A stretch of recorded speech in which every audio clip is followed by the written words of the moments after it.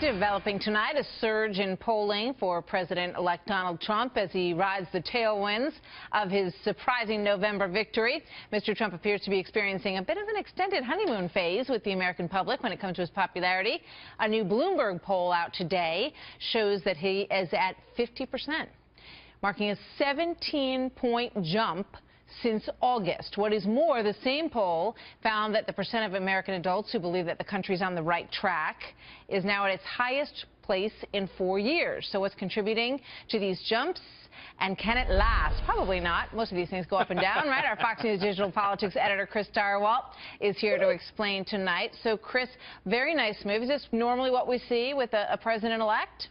Well, it depends on how you're rolling when you get there. In Donald Trump's case, he may have squeaked over the finish line to a certain degree, but he has gotten the honeymoon is more pronounced for him.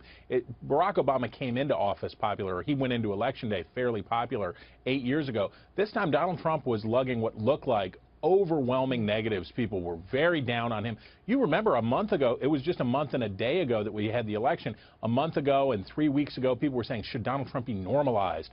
And critics said, should the president have even welcomed him to the White House? And all this stuff. Right. A month later, you know what we're saying? Well, half the country says they feel pretty good about him. And, by the way, on his core policy sets, people are willing to give him the benefit of the doubt. So Trump definitely has changed the landscape around him. You know, he always said that he could be presidential, and, you know, I remember even Paul Manafort, who, you know, had a short stay in the Trump campaign, said, well, he, you know, likes to start out on the edges, and then he'll kind of move his way into the middle. You've got Al Gore and Rahm Emanuel coming to meet with Donald Trump. That's right. And it's, you know, and Kellyanne Conway said that President Obama and Donald Trump have spent 30 hours on the phone together. What, I mean, is that possible? That's a lot of hours. That's a lot of hours, man. I've spent 30 hours on the phone since 8th grade, so I don't know.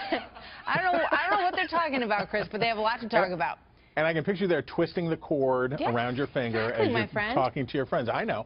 I would say that part of what Donald Trump is benefiting from is that there was a caricature of him that certainly that his political opponents, Hillary Clinton and the Democrats, laid out there, but also that was in the press. He's a Nazi. He's a monster. He's evil. He is going to drink the blood of the children of America, run and hide. He's the Krampus. And then he showed up and people went, oh, he's kind of funny. I think I like him. And he's doing this when you start there, right, then everything's good. That's right. And he's being moderate, and he's making these cooing noises that liberals like, even though he's appointing people that are really conservative. Fascinating. Chris, thank you very much. Always good to see you, sir. Come see us in the morning.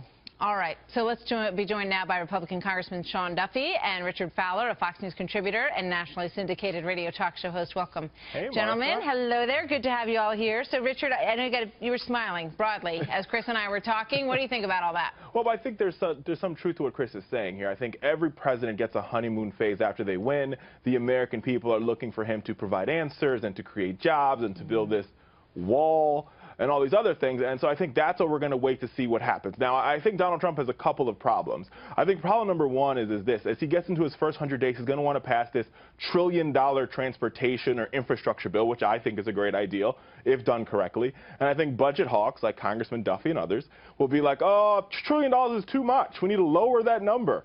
And that's where you're going to see the big eruption that will be Trump taking on his own party. Well, Representative Duffy, I thought it was interesting in the interview that Donald Trump did today. He said, I would like to be judged on my presidency starting now, starting when I got elected, because the Dow is at an all-time high. I mean, the market has responded incredibly positively so far to the Trump transition part of this process. But if he comes forward with that bill, are you going to give him a hard time about how to pay for it? So, well, it depends. If he doesn't pay for it, we'll obviously have trouble with it. But there's great pay-fors. I mean, we can patriate foreign profits back to the states, whether we charge 5, 8, 10% interest.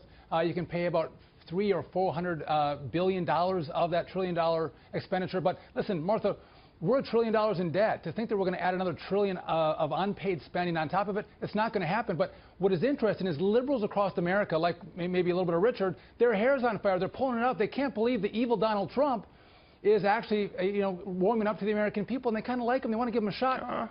What's interesting is, listen, one second, only 28% of Americans want Democrats to oppose Donald Trump, and Republicans in Congress, they actually want them to work with us to secure the border, fix health care, and grow the economy, which is really remarkable for for Democrats now to have this push from their own side to say, work Yeah. together and get some of these big initiatives done. Well, You know, I find it fascinating because this is really what I think is the most interesting. So, Richard, tell me, do you believe, are you willing to give Donald Trump a chance? I mean, the people were sobbing and devastated after this election in, half of the country, essentially, right? Are they starting to feel better, or do they think this is not real?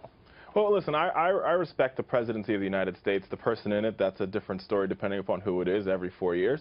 But here's the thing. I think the American people, they were angry and they were frustrated. They felt that the economy was rigged. I think millennials especially felt that going into last month, as Chris Stirewalt said. And now Donald Trump has to prove that he can really, quote unquote, make America great again.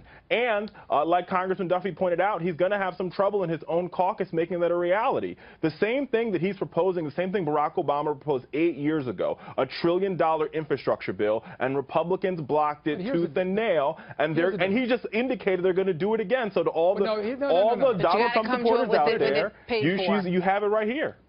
Richard, remember when this was an $800 billion spending bill under Barack Obama, and they said there were shovel-ready jobs, and there were no shovel-ready jobs. So that $800 billion, not true, Congressman. You got nothing for that money.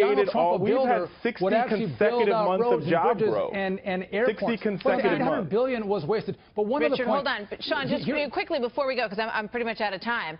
What's the best way to pay for it? Quickly.